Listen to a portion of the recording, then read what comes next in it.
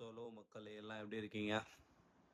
So இன்னைக்கு ஒரு விஷயத்தை பற்றி பேசலாம் தான் நான் நினச்சேன். ஓகே, என்னன்னா வந்து மங்கிக்கும் மங்குக்கும் என்ன டிஃபரன்ஸ் இருக்கு? ஓகே, ஸோ மங்கி மீன்ஸ் ஏன்னா நிறைய விஷயத்த ரொம்ப ஆசைப்படும். ரொம்ப என்ன பண்ணா வந்து இது வேணும் அது வேணும், நிறைய விஷயத்த பற்றி யோசிச்சுக்கிட்டே இருக்கும். ஆஹ், நிறைய எப்படி சொல்கிறேன் நான் நிறைய ஆசைப்படுங்க ஓகே.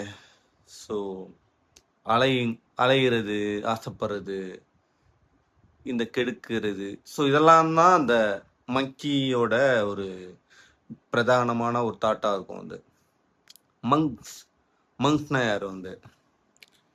இந்த தியானவாதிகள், எதுக்குமே ஆசைப்படாம, எதுவுமே பெருசா யோசிக்காம, ரொம்ப வாழ்க்கைய ரொம்ப ஒரு அமைதியாவே கொண்டு போறது தான் அந்த மங்க்ஸோட வேலை. ஸோ மங்க்ஸ்னா ரொம்ப அமைதியா இருப்பாங்க. இந்த சைனால இருக்காங்களா, சைனீஸ்லாம் இருக்காங்களா, சைனீஸ் மட்டும் கிடையாது, இது பேசிக்காவே எல்லா கண்ட்ரிலும் இருப்பாங்க. அந்த மங்ஸ் ரொம்ப அமைதியா தானம் பண்ணிக்கிட்டு, கடவுளோட பிரார்த்தனை பண்ணிக்கிட்டு, ரொம்ப ஒரு அமைதியான வாழ்க்கையை வாழ்ந்துட்டு இருப்பாங்க.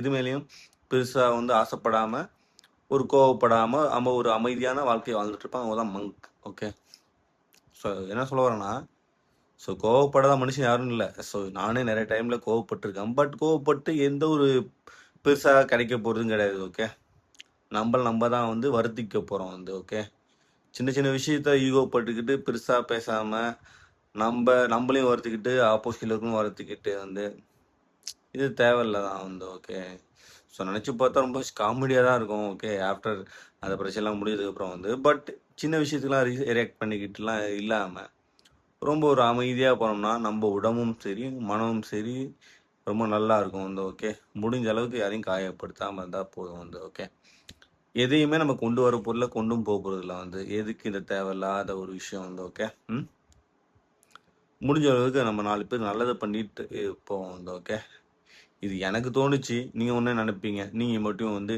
தியாகியா யோகியான்னு கேட்பீங்க. நானும் தியாகி யோகிலாம் கிடையாது. நானும் நிறைய விஷயத்துக்கு கோவலாம் பட்டிருக்கேன், சில்லித்தனமான விஷயத்துலாம் கோவப்பட்டிருக்கேன். பட் ஆஃப்டர் நமக்கும் அந்த அந்த ஏஜ், அந்த ஃபேக்டர்ஸ் வரும்போது நினைச்சு பார்க்கும்போது தெரியும் நம்ம இந்த சின்ன சின்ன விஷயத்தெல்லாம் கோவப்பட்டிருக்கோமே லைஃப்ல ஏன் பட்டிருக்கோம்னு நமக்கே ஒரு கேள்வி வரும். ஓகே, ஸோ இந்த கேள்வி எனக்கும் ஏற்பட்டது தான்.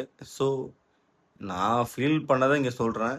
இது நல்லதாக இருந்தால் எடுத்துங்க, கெட்டதாக இருந்தால் விட்டுருங்க. ஓகே, தேங்க்யூ, பாய்.